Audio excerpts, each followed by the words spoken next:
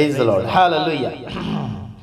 नमस्कार मेरे दर्शक मित्रों, प्रभु यीशु मसीह आप सभी को आशीष करें और लगातार आप अपनी जिंदगी को बनाते चले जा रहे हैं। प्रभु आप सबको आशीषित करें, हालेलुया। Praise the lord.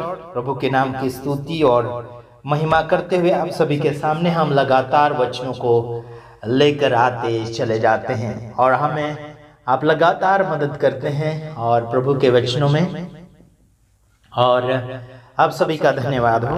प्रभु के नाम की स्तुति और महिमा तारीफ करते हुए आप सभी के सामने आते चले जाते हैं। प्रभु के नाम की महिमा और तारीफ करते हुए आप सभी के सामने खुदावन के कलामों को हम कुछ बताना चाहेंगे। जो लोग सीधे नहीं चलते हैं, जो टेढ़े भावना से और टेढ़े विचारों के साथ जीवन को जीते हैं, उन सभी को हम सही मार्गदर्शन में ले जाने के लिए काफ़ी कोशिश बीते हुए वर्षों से लेकर अभी तक हम करते चले आ रहे हैं। प्रभु के नाम की स्तुति हो। काफ़ी लोग हमारे वीडियोस को देखना नापसंद करते हैं, कुछ लोग पसंद करते हैं, उन सभी का हम धन्यवादी हैं। कुछ लोगों का कहना है कि आशीष राजकुमार का वीडियोस मत देखो, ऐसा उनका कहना है, लेकिन हमने कोई भी जोर जबरदस्ती आपसे नहीं करी है। वीडियो आप देखें या ना देखें, लेकिन आप सभी का हम धन्यवाद करते हैं कि आप चैनल के अंदर तो जुड़ कर तो रह रहे हैं। कई सोए हुए हैं, कोई क्या कर रहे हैं पता नहीं, है ना। कोई बात नहीं, हम तो बस वीडियो बनाते चले जाएंगे। गलती आपकी है, आप नहीं देखेंगे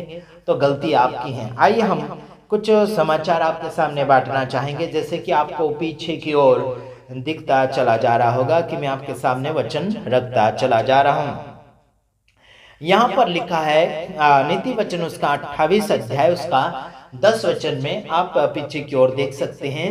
जो सीधे लोगों को भटका कर कुमार्ग में ले जाता है, वह अपने खुदे हुए गड्ढे में आप ही गिरता है, परंतु खरे लोग कल्याण के भागी होते हैं। यहाँ पर क्या कहा कि खरे लोग कल्याण के भागी होते हैं, अच्छाई के भागी होते हैं, धार्मिकता के भागी होते हैं। आपको और मुझे भलाई की ओर जाना है। लोगों को मतलब सीधे लोगों को भटका कर कुमार्ग में क्यों ले जाना है? काफी लोग आजकल लोगों को सीधे लोगों को भटका कर कुमार्ग में ले जा रहे हैं, गलत मार्ग में ले जा रहे हैं। इन सभी गलत मार्ग में ले जाने वालों को हम यही कहते हैं कि आप लोग सावधान हो जाइए। साथ ही साथ उन सभी जनता को हम कहते हैं कि उन भटकाने वाले लोगों से, भटकाने वाले सेवक सेविका से, भटकाने वाले प्रचारक पास्टरों से आपको सावधान हो जाना चाहिए। ये हमने लोगों को सिखाना शुरू किया, लेकिन लोगों ने हमारे वीडियोस को देखना कम पसंद किया और जो गलत कर रहे हैं, जो गलत की ओर लूटपाट कर रहे हैं, दान दशमांश में और क्या बोलना चाहिए, प्रार्थनाओं में लूटपाट किया जा रहा है। जहाँ पर बिकाव हो रहा है, प्रार्थना बिकाव हो रहा है, तेल पानी बिकाव हो रहा है, बहुत कुछ बिकाव हो रहा है। जहाँ पर आशीर्वाद के रूप में, अभिषेक के रूप में कहीं ऐसी चीज़ों को बना बना कर बेचा जा रहा है। कई जगह तो 20 रुपए का रुमाल जो है वो 500 रुपए में बेचा जा रहा है। हमारे गुजरात में पंजाब से एक पास्टर आता है ना, लगभग 2 साल हो गया, वो हर बार आ रहा है। हो सकता है आने वाले साल में भी वो पधारेगा, मालूम नहीं। लेकिन वो 1 साल पहले साल बेचा, पैसा लिया, दूसरे साल पता नहीं चला वो बेचा कि नहीं बेचा, लेकिन रुमाल जरूर बांट रहा था वहां पर। तो सीधे लोगों को, यानी कि सीधे लोगों को भटका कर कुमार्ग में जो ले जाता है, यानी कि वो खुद गड्ढा खोदता है और खुद वो गड्ढे में गिर जाएगा। तो इसीलिए कहता हूं कि सीधे लोगों को कुमार्ग में मत ले जाओ, मतलब गलत रास्ते में मत ले जाओ। जो आपने बनाया रास्ता, खुद ने आपने बनाया और किसी इंसान ने रास्ता बनाया है ना, उस रास्ते पर हमें क्यों चलना? संसार के रोड और रास्ते की मैं बात नहीं कर रहा, जीवन चलाने का रास्ता समझ रहे? जीवन चलाने का रास्ता कुछ लोगों ने त्योहार का रास्ता बनाया, कुछ लोगों ने लूटपाट का रास्ता बनाया, कुछ लोगों ने अलग अलग प्रकार का जीविका चलाने का रास्ता बना लिया है। तो सावधान रहिए, वचनों के अनुसार जो कुछ भी आप करना चाहें वचनों के अनुसार करो, वरना भटक जाओगे और जिंदगी को बर्बाद करके आप पीछे रह जाओगे।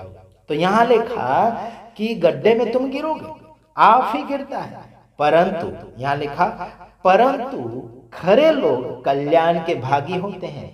काय के भागी होते हैं?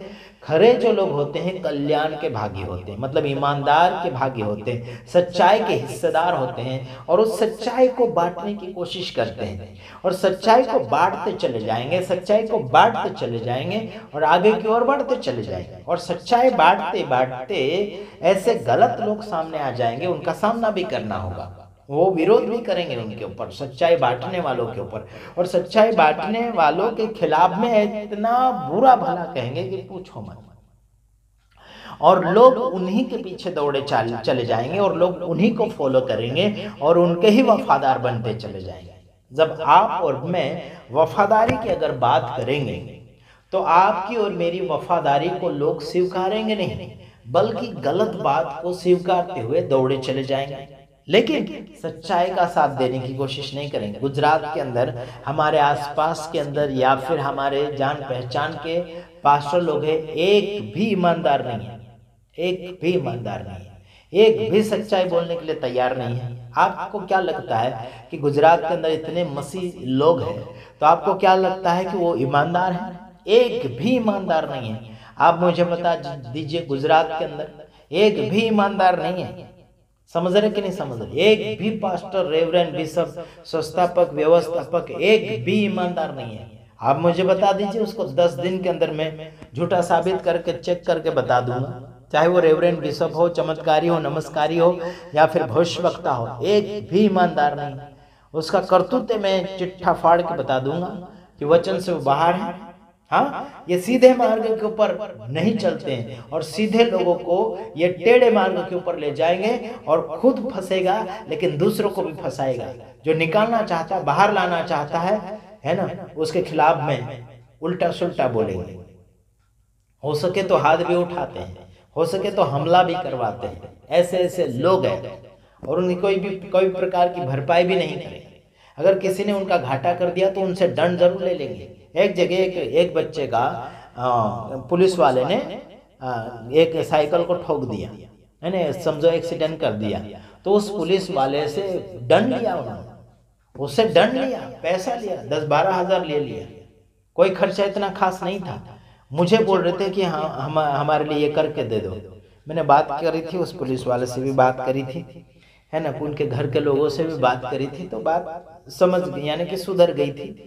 बड़ी अच्छी बात है ना, उन्होंने लेन देन कर लिया। हम तो भाई फ्री में माफ करते हैं, कोई दंड लेने की आवश्यकता नहीं है। समझ रहे? समझदार के लिए इशारा काफ़ी है, लेकिन आजकल के मसीह समाज के लोग दंड लेते हैं। कोई घाटा हो गया या फिर कोई नुकसान हो गया तो दंड लेते हैं। आजकल ऐसा हो गया है ना। तो ऐसा हमारे राष्ट्रीय जय यीशु मानव सेवा में ऐसा बिल्कुल नहीं हो रहा है। हो सकता है बाद में हम कुछ और उसमें नियम बनाएंगे, अगर बाइबल से अगर वचन निकलेगा मिलेगा तो ठीक है। अभी तक हमें ऐसा वचन नहीं सामने मिला है कि हम कुछ और नियम बनाएं, ठीक है। जरूर मिलेगा तो जरूर हम बताएंगे आपको, ठीक है। लेकिन अभी फिलहाल हम कोई भी प्रकार का दंड नहीं लेते हैं, ठीक है। तो आइए अगला वचन फरमाते हैं, आपके सामने हम पढ़कर समझाने की कोशिश करेंगे। नीति वचन उसका 10 अध्याय उसका 8 और 9 वचन, उसके बाद हम समाप्ति की ओर जाएंगे। जो बुद्धिमान है वह यानी कि आज्ञाओं को स्वीकार करता है, परंतु जो बकवादी मूर्ख है उसका नाश होता है।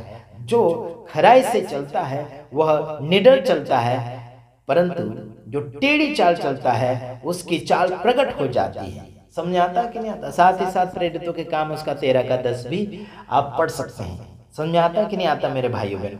जो बुद्धिमान व्यक्ति होता है वह आज्ञा को स्वीकार कर लेता है। जो बातें हैं बाइबल के अंदर या आज्ञा हैं उनको मान लेता है। लेकिन जो बकवादी इंसान है, बकबक करते रहता है, बड़बड़ करते रहता है, उल्टा सुल्टा बोलते रहता है। कुछ लोग आ गए ना अन्य भाषा के नाम में बड़बड़ करने वाले बकवादी, है ना, इनको मूर्ख कहा गया है। जो बाइबल के वचन को मानते नहीं है, समझते नहीं, आज्ञा को मानते नहीं, इनको मूर्ख कहा गया। यहाँ लिखा गया खराई से ये चलता नहीं है ना। लेकिन जो खराई से चलता है वो निडर चलता है, डरता तो किसी बाप से नहीं, जो खराई से चलता है ना। परंतु जो टेढ़ी चाल चलता है उसकी चाल प्रकट हो जाती है।